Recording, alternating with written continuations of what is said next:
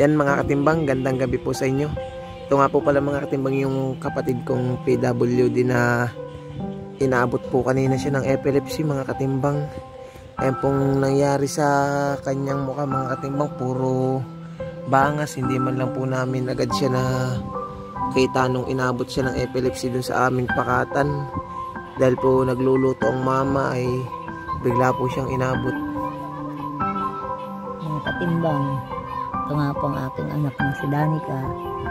Ito, ako lagi nakabantay sa kanya. Ang abuti ng nakatimbang vlog. Ito nga po ang aking anak na si Danica na PWD. Inabot po siya ng epilepsy kanina, mag-6 o'clock. Kaso na hindi namin napansin at kasi nagsasaing ako. Hindi namin nakita. Yun ang nangyari sa kanya, nagkaroon ng galos ang kanyang pisngi. Yan mga katimbang, yan po yung nangyari sa kapatid ko. Kaya sobra po akong naaawa dahil po sa nangyari sa kanya. Nagkabangas po tuloy yung kanyang mukha mga katimbang. Yan po yung sugat na natamo niya nung inabot siya kanina. Sobrang nakakaawa mga katimbang. Kaya sana po sa oras na mag-success tayo sa buhay ay mapagamot natin siya mga katimbang. Yan po yung nakaraan nating nasa vlog kasama ko yung aking kapatid nung inintindi po natin siya ng pagkain. Pero ngayon naman po mga katimbang, yan ang nangyari sa kanya. Bigla na lang inabot ng kanyang sakit, epilepsy. Kaya napakahirap talaga mga katimbang pag may ganun kayong sakit. Bigla na lang po siyang umano yata sa bangko, nalaglag mga katimbang, nakaupo po siya. Hindi po agad talaga namin napansin. Yan mga katimbang, maraming salamat po sa inyong patuloy na suporta.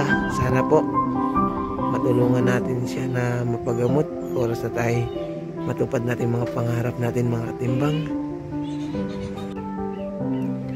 Siya po mga katimbang ay simula bata pa lang po siya ay hindi na po siya nakakapag-aral, hindi man lang po siya makapagsalita. Ang alam lang po niyang bigkasin ay ang mama at papa, yun lang po ang kaya niyang sabihin mga katimbang. Tapos ang tangi pong laruan niya, yung mga plastic lang, yan po ang kanyang nilalaro mga katimbang, yan po napapansin niyo. Yan po yung lagi niyang hawak-hawak hanggang sa pagtulog. Tapos paggising po niya, yan lagi ang hanap niya. Yan laruan niya, plastic lang.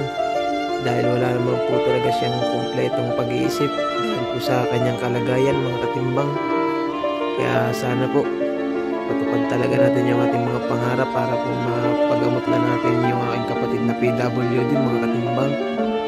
Maraming salamat po mga katimbang sa patuloy niyong paniniwala sa amin.